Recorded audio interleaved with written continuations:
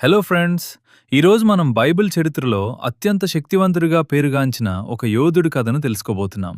ఆయన పేరు శాంసన్. అపారమైన శారీరక బలం ఉన్నప్పటికీ తన వ్యక్తిగత నిర్ణయాల వల్ల జీవితంలో ఎన్నో మలుపులు చూసిన ఒక మనిషి కథ ఇది. దాదాపు 3000 సంవత్సరాల క్రితం ఇశ్రాయేలు ప్రజలు ఫిలిష్తీయుల అణచివేతలో జీవిస్తున్న కాలమది. ప్రజలు చాలా కష్టాల్లో ఉన్నారు. ఆ సమయంలో ఒక చిన్న గ్రామంలో మనోహ అనే వ్యక్తి మరియు అతని భార్య నివసిస్తున్నారు. వారికి చాలా సంవత్సరాలుగా పిల్లలు లేరు. ఒకరోజు దేవుని దూత ఆ స్త్రీకి ప్రత్యక్షమై ఒక గొప్ప వార్త చెప్పాడు. నీకొక కుమారుడు పుడతాడు. అతడు దేవుని కోసం ప్రత్యేకంగా అంకితమైనవాడు. ఆ బాలుడు ఒక ప్రత్యేకమైన ప్రతిజ్ఞతో పెరగాలి. అతడిని నజీరు అని పిలుస్తారు. అంటే అతడు మద్యం తాగకూడదు, అపవిత్రమైన వాటిని తాకకూడదు, ముఖ్యంగా అతని తల వెండ్రుకలను ఎప్పుడూ కత్తిరించకూడదు. ఈ నియమాలు అతడిని దేవునికి అంకితమైన వ్యక్తిగా చూపిస్తాయి. ఆ బాలుడే తరువాత ప్రపంచానికి తెలిసిన మహావీరుడు సంసోను. బాల్యం నుంచే దేవుని ఆత్మ అతనితో ఉండేది. అతడు పెరుగుతున్న కొద్దీ అతని శక్తి కూడా పెరుగుతూ వచ్చింది. అసాధారణ శక్తి. ఒకరోజు సంసోను దారిలో వెళ్తుండగా ఒక భయంకరమైన సింహం అతని మీద గర్జిస్తూ దాడి చేసింది. సాధారణంగా ఎవరైనా అయితే భయంతో పారిపోతారు. కాని సంసోను మాత్రం భయపడలేదు. దేవుని శక్తి అతని మీదికి వచ్చి కేవలం తన ఖాళీ చేతులతోనే ఆ సింహాన్ని చీల్చి చంపాడు. ఆయుధం లేకుండా ఒక సింహాన్ని చంపడం అనేది అసాధారణమైన విషయం. ఆ సంఘటన తర్వాత ప్రజలు అతని బలం గురించి మాట్లాడటం ప్రారంభించారు. పెళ్లి వేడుకలో జరిగిన సంఘటన. కొన్ని సంవత్సరాల తర్వాత సంసోను ఒక ఫిలిస్తీయ స్త్రీని ప్రేమించాడు.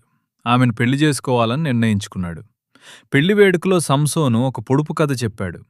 తినేవానిలో నుండి తిండి వచ్చింది, బలవంతునిలో నుండి తీపి వచ్చింది. ఈ పొడుపు కథకు సమాధానం ఎవరికీ తెలియలేదు. ఫిలిస్తీయులు సంసోను భార్యను బెదిరించి సమాధానం తెలుసుకున్నారు. ఆమె ఆ రహస్యాన్ని వారికి చెప్పింది. ఇది తెలుసుకున్న సంసోను చాలా కోపంగా మారాడు. ఆ సంఘటన తరువాత ఫిలిస్తీయులతో అతని విభేదాలు మరింత పెరిగాయి. ఒకసారి ఫిలిస్తీయులు సంసోనును పట్టుకోవడానికి పెద్ద సైన్యాన్ని పంపించారు. భయపడిన ఇశ్రాయేలు ప్రజలే అతన్ని తాళ్లతో కట్టి శత్రువులకు అప్పగించారు. కాని ఫిలిస్తీయులు అతన్ని చూసి కేకలు వేస్తుండగా దేవుని శక్తి మళ్లీ అతనిలోకి వచ్చింది. అతను ఆ తాళ్లను సులభంగా తెంచేశాడు. అక్కడ పడి ఉన్న ఒక ఎండిన గాడిద దవడ ఎముకను చేతిలోకి తీసుకున్నాడు. ఆ ఒక్క ఎముకతోనే సంసోను 1000 మంది సైనికులను ఓడించాడు. ఆ రోజు తరువాత అతని పేరు విన్న శత్రువులు భయపడేవారు. అతను దెలీలా అనే స్త్రీ ప్రేమలో పడ్డాడు. ఫిలిస్తీయుల నాయకులు ఆమె దగ్గరకొచ్చి ఇలా చెప్పారు: సంసోను బలం రహస్యాన్ని తెలుసుకో, అప్పుడు మేము అతన్ని పట్టుకుంటాం. దెలీలా పదే పదే సంసోనును అడిగింది.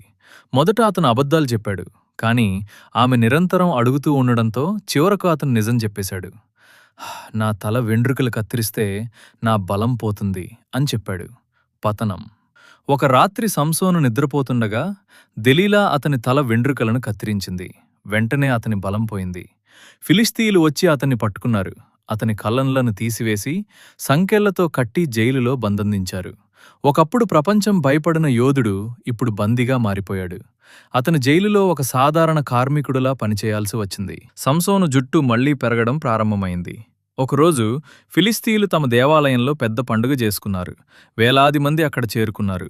వారు సంసోనును ఎగతాళి చేయడానికి అక్కడ తీసుకొచ్చారు.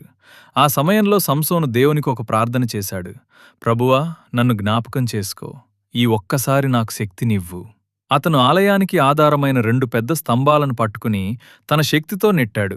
ఒక్కసారిగా ఆ భారీ భవనం కూలిపోయింది. ఆ భవనంలో ఉన్న వేలాది శత్రువులతో పాటు సంసోను కూడా తన ప్రాణాలను అర్పించాడు. తన చివరి త్యాగం ద్వారా అతను తన ప్రజలకు విముక్తి తీసుకొచ్చాడు. సంసోను జీవితం మనకొక గొప్ప పాఠం నేర్పుతుంది. మనకున్న బలం, ప్రతిభ, సంపద, అవకాశాల కంటే మన స్వభావం మరియు క్రమశిక్షణ చాలా ముఖ్యం. మనము దేవుని మాటలను పాటిస్తే మన జీవితం ఆశీర్వాదంగా మారుతుంది. మనం తప్పులు చేసినా కూడా దేవుని దగ్గరకు తిరిగి వస్తే ఆయన మన జీవితాన్ని మళ్లీ ఉపయోగించగలడు. సంసోను తన జీవితంలో తప్పులు చేసినప్పటికీ చివరికి దేవుని మీద విశ్వాసం ఉంచి గొప్ప త్యాగం చేశాడు. అందుకే ఆయనను విశ్వాస వీరులలో ఒకరిగా గుర్తించాడు. కాబట్టి గుర్తుంచుకోండి, దేవుడు మీ జీవితంతో కూడా ఒక గొప్ప కథ రాయాలని కోరుకుంటున్నాడు. ఫ్రెండ్స్, ఈ కథ మీకు నచ్చితే వీడియోకు లైక్ చేయండి.